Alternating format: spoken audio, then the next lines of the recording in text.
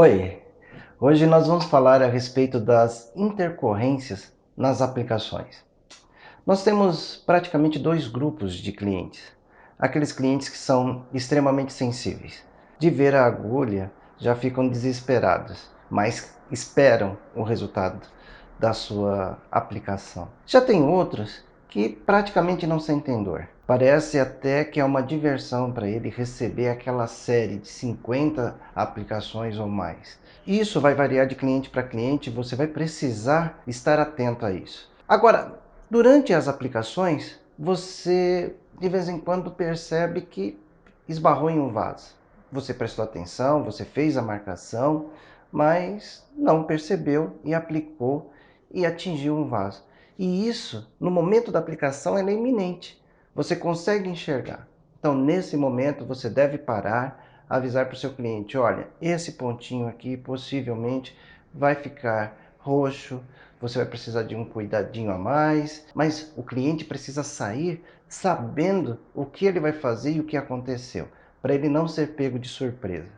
Um outro ponto importante também é a formação de edemas e até mesmo de nódulos. Dependendo da substância que você utiliza, isso é relativamente comum. Aparecer um breve inchaço ou a formação de nódulos. Isso você precisa relacionar às principais substâncias que dão essas características. Uma das mais importantes que promovem esse tipo de situação é o desoxicolato. Por isso que eu reforcei tanto lá atrás a aplicação subcutânea com 45 graus, que é para a gente procurar evitar esse tipo de problema e fugir dessa intercorrência. Outra coisa importante, quando o cliente começa a te relatar a falta de resultado. Falta de resultado é uma questão crítica e relativa também, porque muitas vezes a pessoa não perde peso, mas perde medida.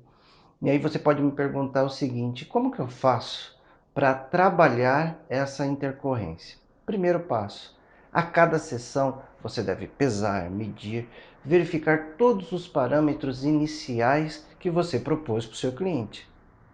E você mantê-lo informado do que está acontecendo. Isso é importante. Outra coisa, você deixar bem claro para o seu cliente que 50% é responsabilidade sua e da tecnologia que você está utilizando. E os outros 50% faz parte da rotina dele.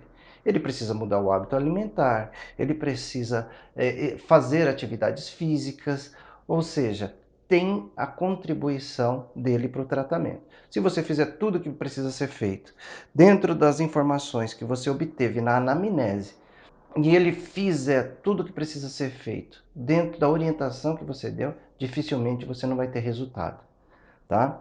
Outro ponto de intercorrência: processos alérgicos. São comuns os processos alérgicos no tratamento com mesoterapia estética? Não. Os processos alérgicos, na grande maioria das vezes, eles vão acontecer em situações isoladas. Por exemplo, utilizando uma L-carnitina para pessoa que tem problemas com geralmente camarões e tudo mais. E esse é um ponto importante. Mas nos demais não tem praticamente processo alérgico, porque a maioria das substâncias que nós utilizamos são substâncias conhecidas e muitas delas fabricadas pelo nosso próprio organismo. Apesar de ser uma substância de origem externa, dentro do nosso organismo rapidamente elas são reconhecidas. Mas não é por isso que eu vou exagerar no volume. Lembra que eu te falei? Olha, a gente vai administrar por sessão, por via, no máximo 10 ml, com uma variação de mais ou menos 20%, não mais do que isso.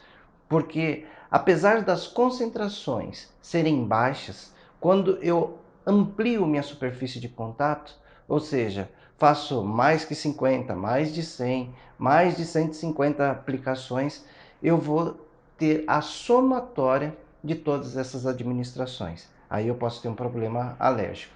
É aí que eu posso ter uma sobrecarga daquele organismo. Uma outra coisa muito importante é o ambiente de trabalho. Todos nós somos profissionais de saúde, seja trabalhando através de laboratórios, hospitais, farmácias, drogarias, centros de radiologia, seja lá qual for o segmento que a gente já atuou, nós somos profissionais de saúde. Então, precisamos ter o olhar de profissional de saúde. Ou seja, o uso de EPIs é indispensável. EPIs, na verdade, é um equipamento de proteção individual que é para a sua proteção. Não é um adereço, não é um enfeite, não é para você ficar mais bonito, mais feio, não é para nada disso, é para garantir a sua segurança durante a execução do seu trabalho. Isso é muito importante. E ele remete direto para a biossegurança. Eu preciso ter em mente que eu estou trabalhando com material biológico e com pérfuros cortantes.